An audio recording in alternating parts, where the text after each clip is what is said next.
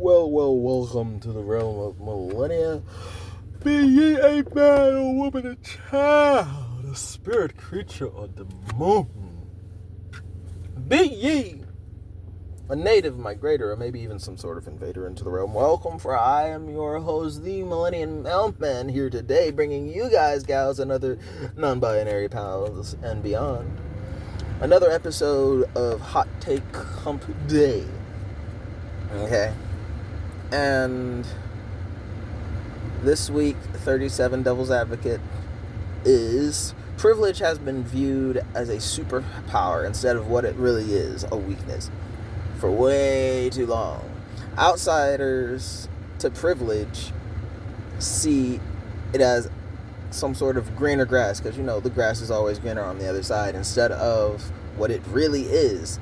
It's more so not just green grass, it's like fast growing infectious weed, harder to treat after it's set its roots in,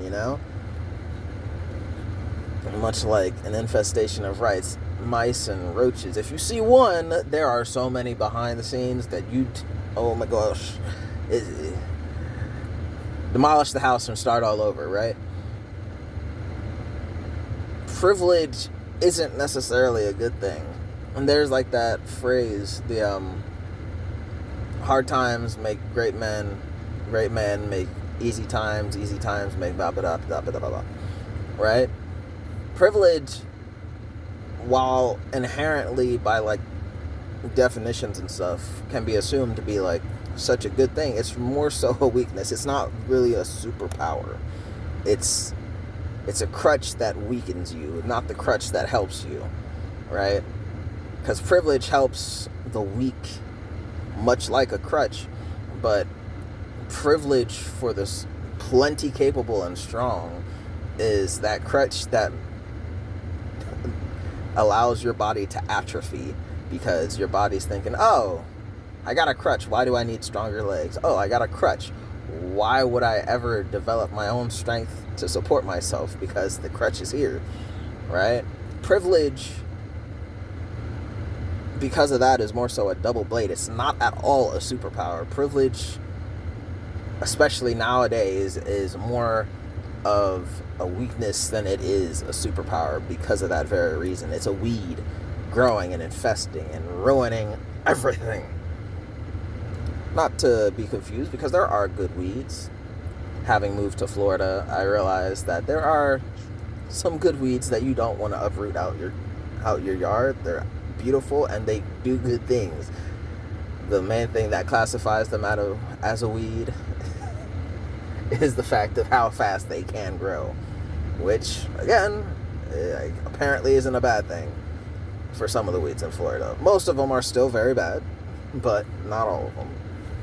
Who would have thunk it, right?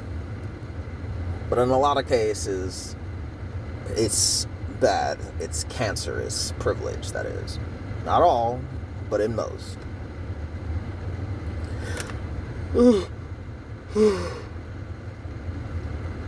So, week 37 Devil's Advocate hot take. Privilege has been seen as a superpower far too long, instead of for what it is, as a weakness.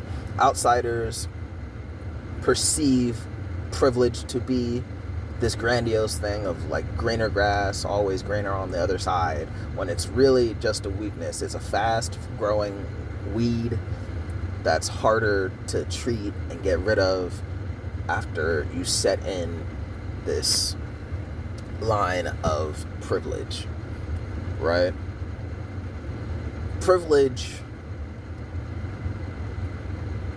is one of those topics that really set me apart and really made me want to debate the Charlie Kirk. Charlie Kirk was a fantastic debater, right? I'd say I would not by any means honestly put him above me, but I'd say like we are really close. We are really close in debating comprehension and styles. I feel like if we were to enter in a competition, Charlie Kirk could naturally at times get ranked better than me because of particular things he does, but by no means in an actual debate, just one-on-one, or even a debating conversation, do I believe that he could frequently overpower my debating style, my debating tactics, and win against me, right? I'm sure that his personal belief systems and religious entailments would incline him to not be swayed, but I do believe that I could get him to acknowledge I'm right and you're wrong. Right? And one of those things was, because like one of the first things from Charlie Kirk that I noticed after he was going viral and getting popular was his debate on privilege. How he doesn't really think privilege really exists that much anymore, especially not white privilege to black privilege and all that. He doesn't think white privilege really exists in the manner that people generally believe it to exist. And that was one of the things that, like, I got to debate this dude, right? Because Charlie Kirk is one of those people, he's such a good debater. He constantly wouldn't throw things in your face. He would genuinely care to hear your explanation, and he would slowly progress into fixing the argument. Like when he would give facts, especially to this one and this conversation about privilege, he would give facts after he realized one of two things. From what I noticed, he would only start throwing facts and facts and facts at you if you jumped in the conversation all hostile, saying, I don't care about the facts or any of that. I don't want to hear it. If you said that and you just tried to shut down his own thoughts and opinions instead of just saying your own, he would start throwing facts at you, right? And the other case would be like if you're just talking in circles. Like there are plenty of people, like I just did there, I kind of stutter-stepped and hesitated with what I was going to say next. So he would start throwing facts out there, not even as rebuttals or expounding information to help support him necessarily, but kind of a plot point to center the conversation around. Because if I just talk in circles, say nothing new for 5 minutes, okay, let's talk about something different. We both know this thing you said, I said my thing on that, you said your thing on that. We can go in this circle of how that is a thing, but no one else in the crowd is going to care. They're going to get bored. How about we give a few more bits of information here, maybe there, to help the conversation move along, help you sway more people, maybe even sway me. Here's a bit of factual information. Oh, you don't care about it? Well, I'm going to throw more and more facts at you, since, you know what I'm saying? He would do that. Those are like the only two times, especially in the privilege conversation about white privilege.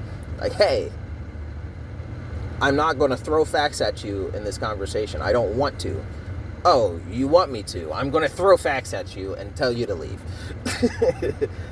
And I entirely disagreed with him on every one of his, and I mean that in a personal sense. I personally have disagreements on his stances about privilege and white privilege, right? I think that there is an exceptional amount of it. Not necessarily as much as in the college sector, about getting to college, getting through college, and no. I do not agree much with that one. You can have that. But as far as white privilege existing, as far as there being privilege in and out all of America, I think that is quite the privileged stance to take, right?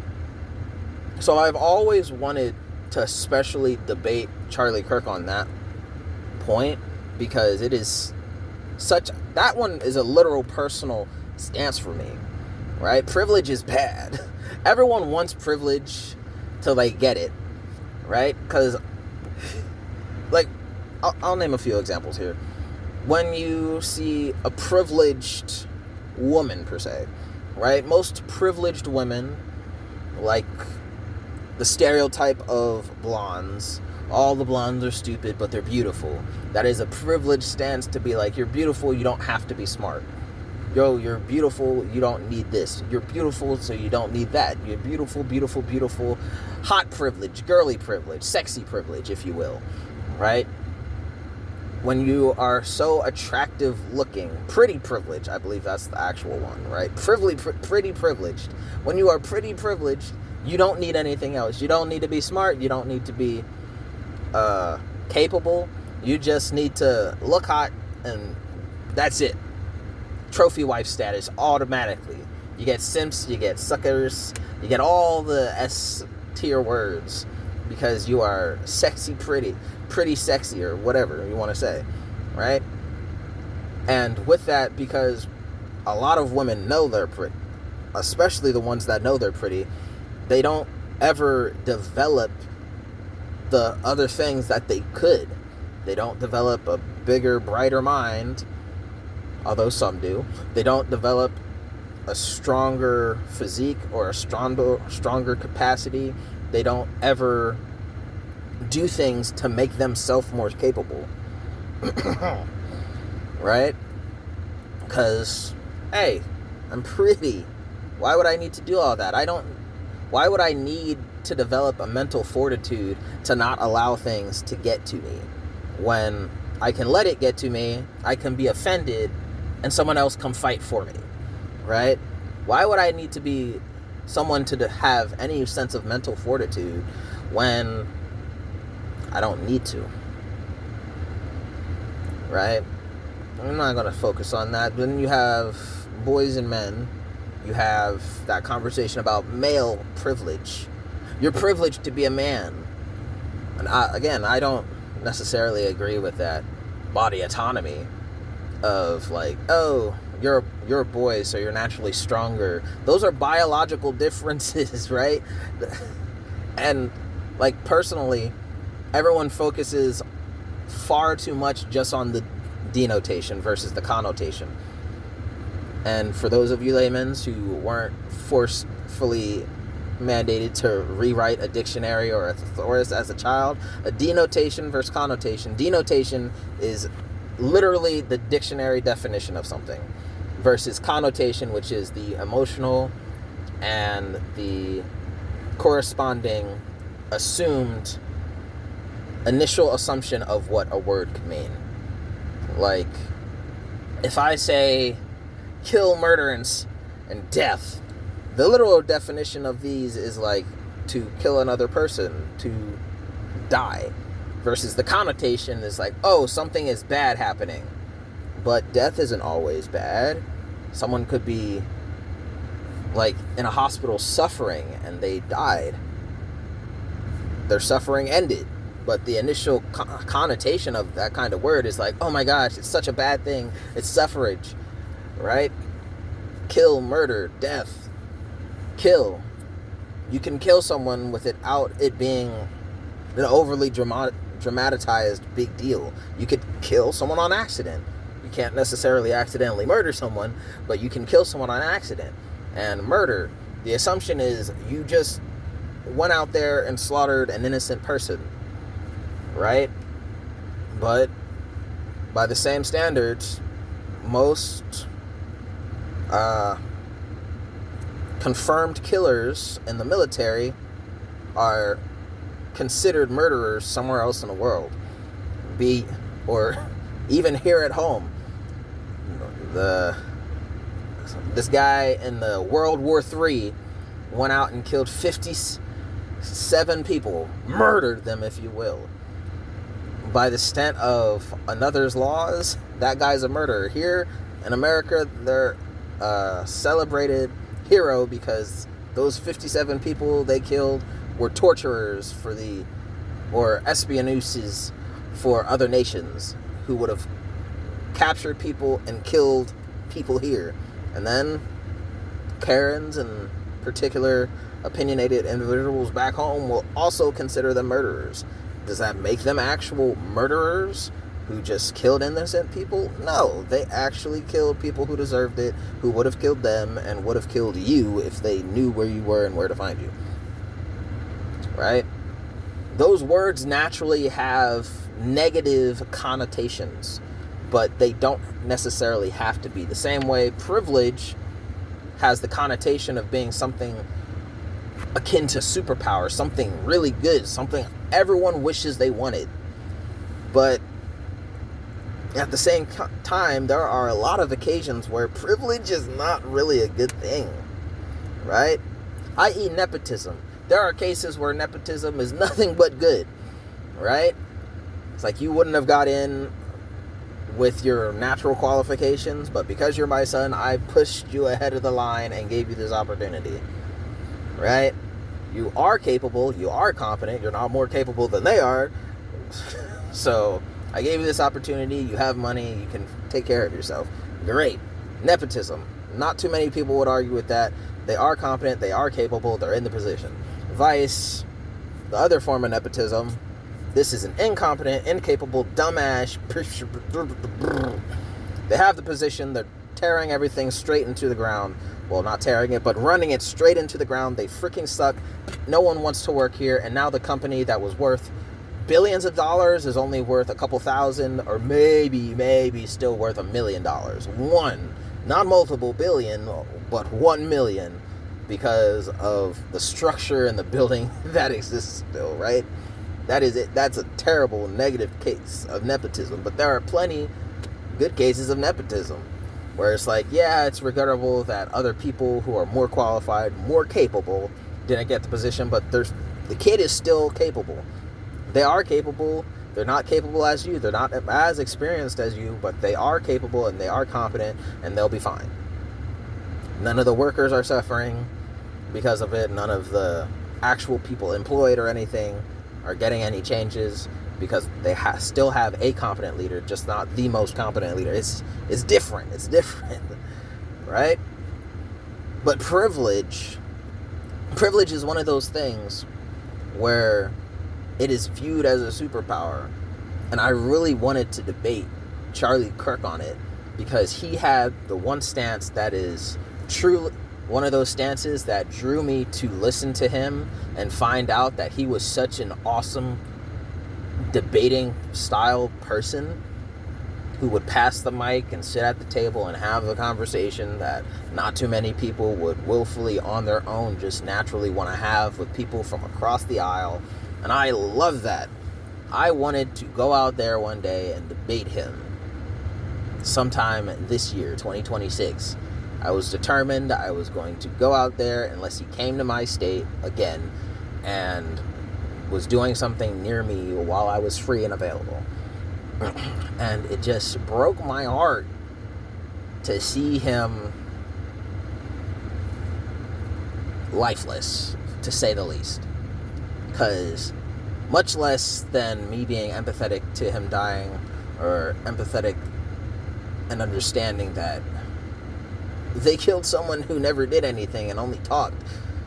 Me as a devil's advocate that does nothing but talking.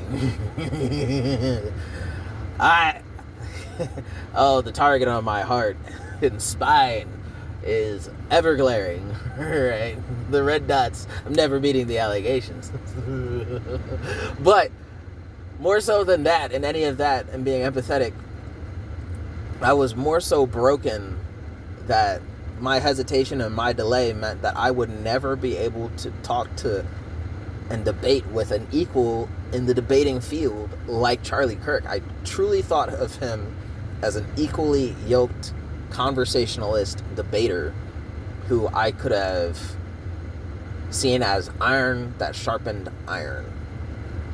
I truly wholeheartedly believed that he was one of those irons to sharpen the iron, his debate to sharpen my debate, because there are plenty of occasions where I would go to the Charlie Kirk channel in order to just shower debate what he was talking about or who he was talking about what with, because he is a great debater. I would hardly ever take his side, less on a personal note, but I would occasionally just intentionally go against whatever he was saying to notice, is my ability to debate this thing that I know nothing about still great? Am I still great at that? Because he's a great debater, and as long as I could still puncture holes in his debating point, as long as I can still fish and for rebuttals and what he's talking about, okay, I'm still good. I'm still great, right? And something I've noticed in the process was that he would give people opportunities, and he would laugh and chuckle when things were unfortunately going his way, because he could be lying, but from what he was saying, he would always do this in order to give that opportunity to be swayed, to be have his personal beliefs altered, and people would normally just cement his idea of, yeah, you know what, everything you're saying is really just proving my point and making my opinion more valid. And I would laugh and chuckle, because like if he already said his stance, right? And what you're saying only would radicalize a person who believed that. Nothing you're saying would really convert someone to believing what you believe, that what he's saying is wrong, right? Because the thing on his posters was, prove me wrong, prove me wrong, prove me right, I believe this, what do you believe, right? It was always a confrontational, debate igniting phrase and perspective, and he would debate that, and people would come much less to give their own ideas and opinions and just rebuke him for having his opinion. That's not how debate conversations work. That's not proper discourse. You're just discoursing. You're just disgruntled by the fact that his personal beliefs and ideations don't agree with yours. And there's time and place for that, but this isn't the one. Because you just showing your disgruntlement without actually verbalizing and articulating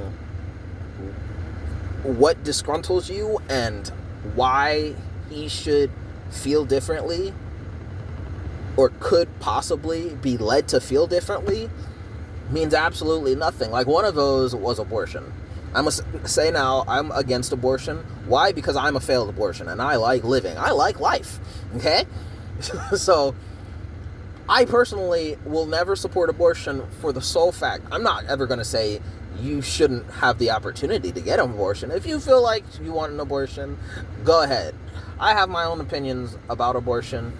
I respect you. You should still have the right to abort your child if that's what you want to do. But as a failed abortion myself, I like life. Mom, you're a terrible person for trying. Right? That's a personal issue. Who hurt you? Who hurt you? My mother. She tried it. Okay? Leave me alone.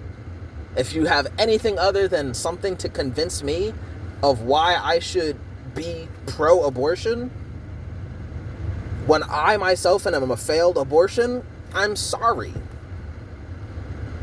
I don't think there's much of anything you could possibly say to convince me, a failed abortion, that I should be pro-abortion.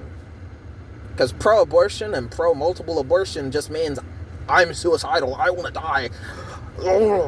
She was right. No, my mother was wrong. I'm a failed abortion. Thank the heavens. Please be upon him. Right? Whatever you believe in, God above or Satan below. My opinion is my opinion.